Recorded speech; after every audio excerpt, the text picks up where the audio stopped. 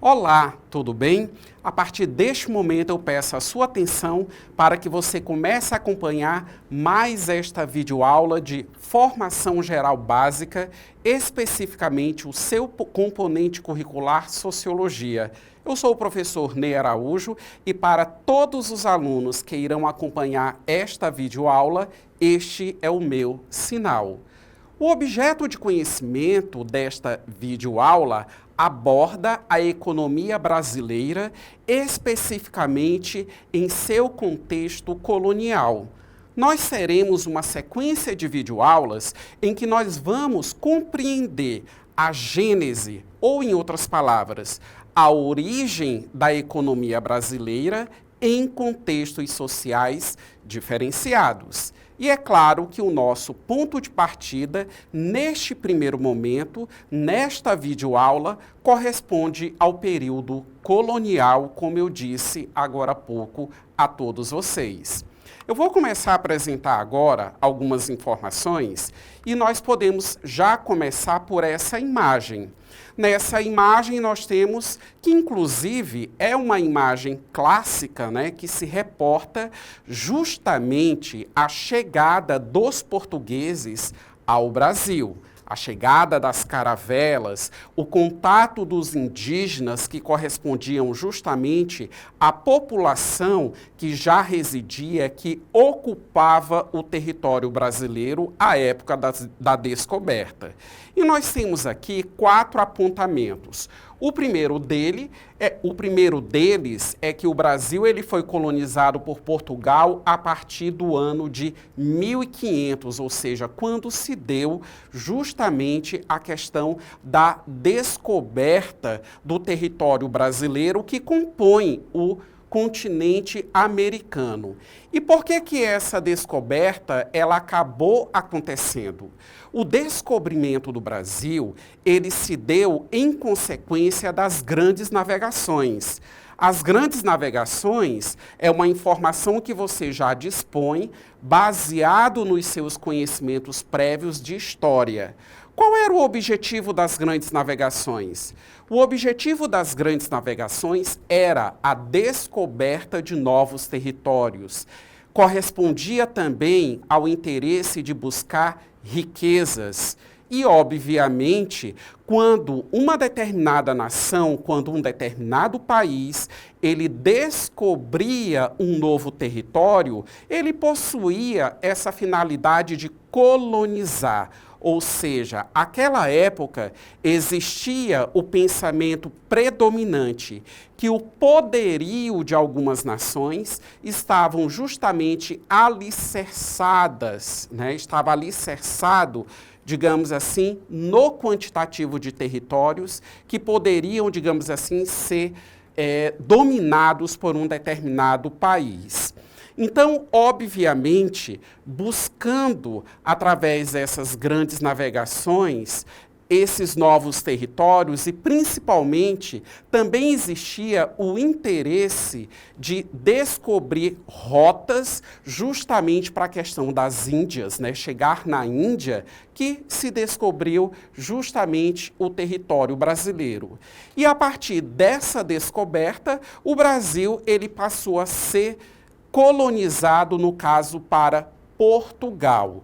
Nós temos, a partir daí, digamos assim, a formação da economia brasileira. Mas essa formação da economia brasileira, como eu acabei de mencionar, ela era uma formação, acima de tudo, colonial. Ou seja, não existia um real interesse no que diz respeito a desenvolver uma economia propriamente do Brasil, ou seja, uma economia interna. O Brasil, durante muito tempo, antes da sua independência e até mesmo um pouco após da independência, o que ocorreu? O Brasil atendia única e exclusivamente os interesses portugueses. Ou seja, durante todo esse período, Portugal ele explorou todas as potencialidades, principalmente no que diz respeito aos recursos naturais existentes no nosso país. A situação colonial do Brasil contribuiu somente no processo de enriquecimento da corte portuguesa. Vamos avançar com mais algumas informações? Vamos visualizar em tela. No segundo marcador, nós temos que a colonização foi orientada por interesses econômicos da coroa portuguesa, conforme eu mencionei a todos vocês agora há pouco. No terceiro marcador, a economia brasileira colonial teve como base a exploração e exportação de recursos naturais com mão de obra inicialmente indígena e posteriormente africana escravizada. E nós vamos entender os principais ciclos econômicos e, com isso, através desses ciclos econômicos, nós tivemos a moldagem, no caso, da economia brasileira.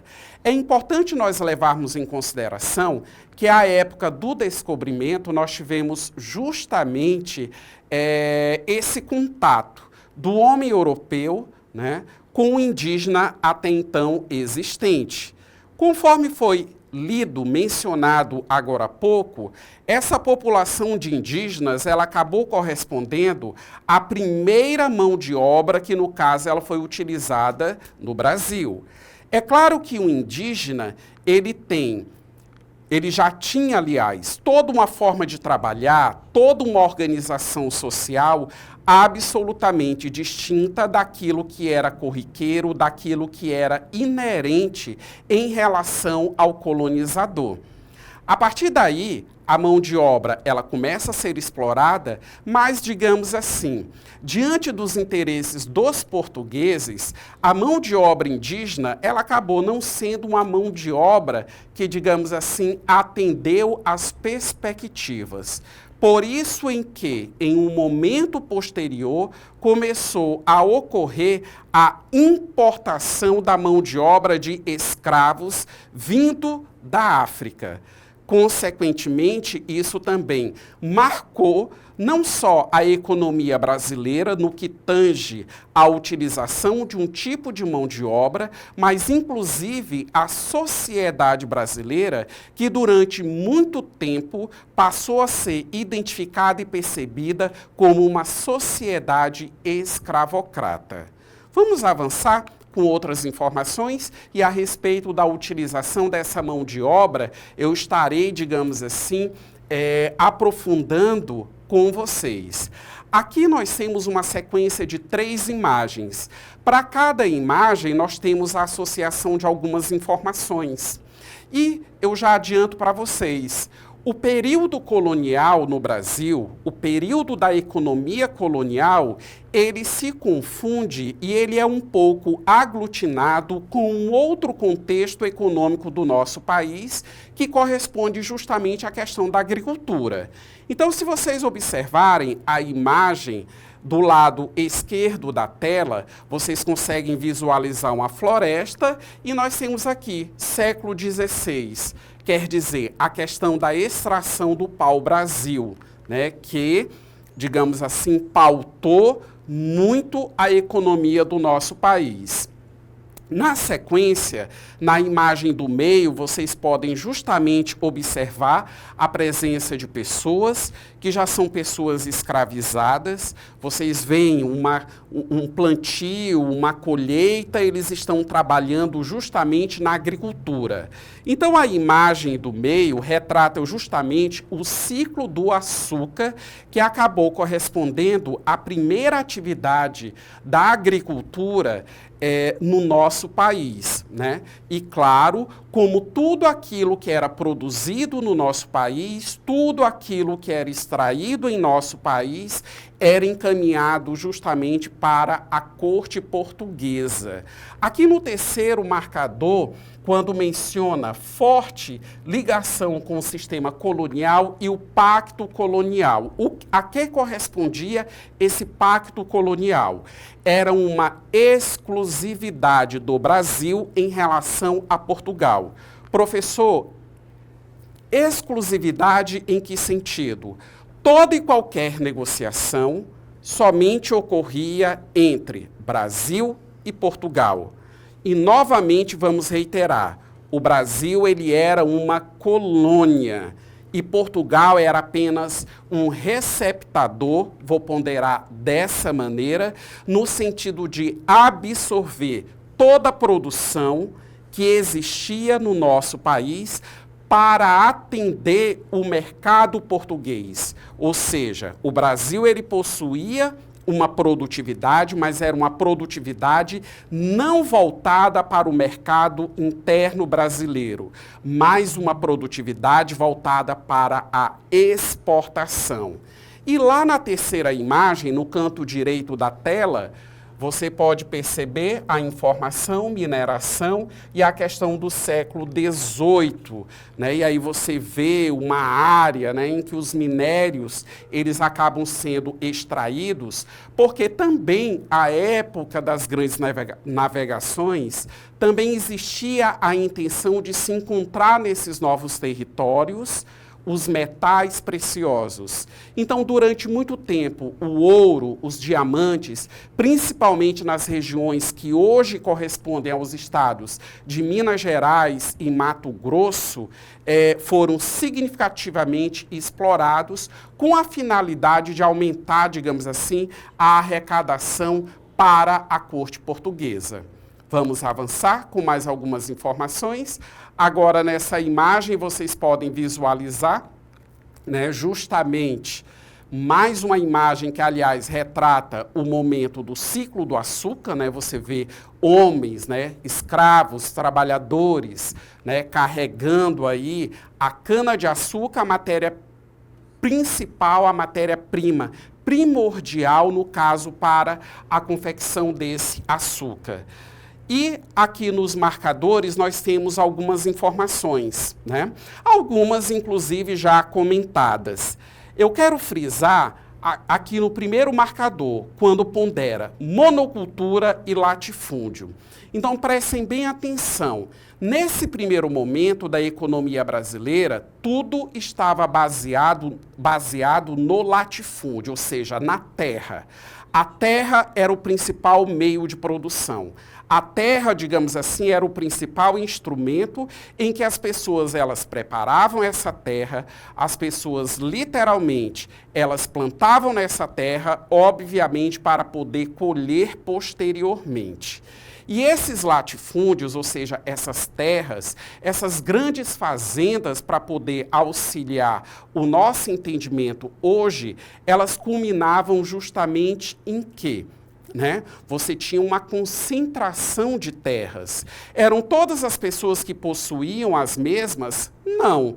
Então você também teve a formação durante esse período colonial e até no período da agricultura no Brasil, a formação de pessoas que eram latifundiárias, ou seja, os proprietários dessas terras.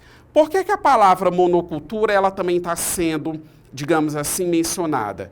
Porque em um primeiro momento, quando essa atividade ela começou no nosso país, nós não tínhamos uma diversidade de culturas que, no caso, eram utilizadas para plantio. Ou seja, percebam, começou em um primeiro momento apenas com o açúcar, a plantação de canas-de-açúcar para a produção de açúcar. Posteriormente veio o café e assim sucessivamente, né? Então precisamos atentar para esse detalhe, que é um detalhe de suma relevância no que diz respeito a esse período do nosso país. Vamos avançar agora com mais algumas informações. Aqui vocês têm uma imagem, né, que simboliza justamente os engenhos, né, ou seja, o cenário do período colonial, que, como eu ponderei anteriormente a vocês, se confunde um pouco com o momento da agricultura no Brasil, porque são dois contextos que apresentam características econômicas no nosso país bastante semelhantes. Diante da imagem, vamos tecer algumas considerações. nós temos aqui que a economia colonial, ela foi voltada à exploração e benefício da metrópole portuguesa, conforme eu mencionei a vocês. Somente num período muito posterior foi que a economia interna do nosso país, ela começou a se desenvolver e a se desvincular, no caso dos interesses da coroa portuguesa. A estrutura econômica implantada nesse período influenciou profundamente a sociedade brasileira em 3 aspectos. A questão da desigualdade social, porque nós podemos identificar na utilização da mão de obra, num primeiro momento, indígena e depois a mão de obra de escravos, evidenciando essa diferenciação.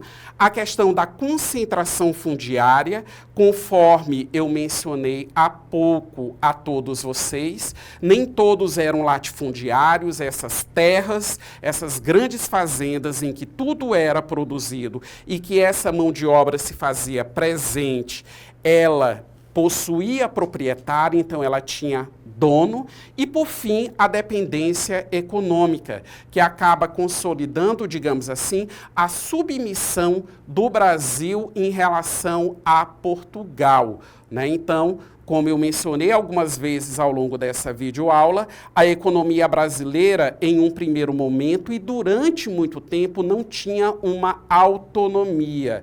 Tudo estava muito atrelado aos interesses portugueses. Diante dessas considerações, vamos desenvolver uma atividade. Acompanhe com bastante atenção. Eu tenho aqui uma questão objetiva.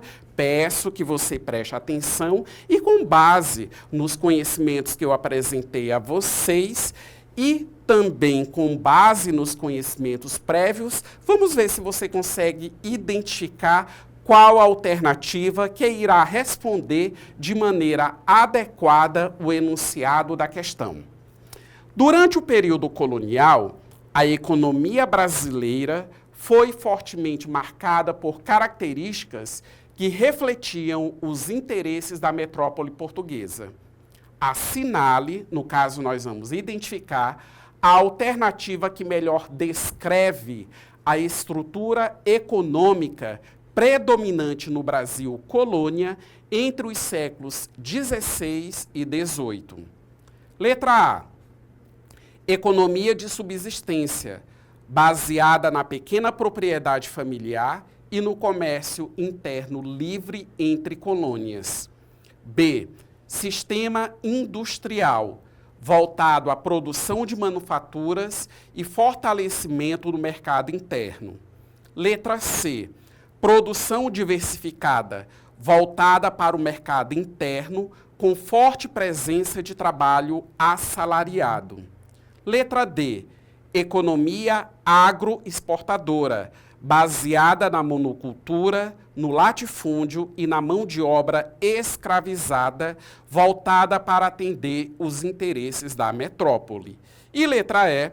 Sistema cooperativista, baseado na troca de mercadorias entre colonos e povos indígenas, com total autonomia econômica da colônia. Vamos visualizar qual a alternativa correta? Está expressa na letra D.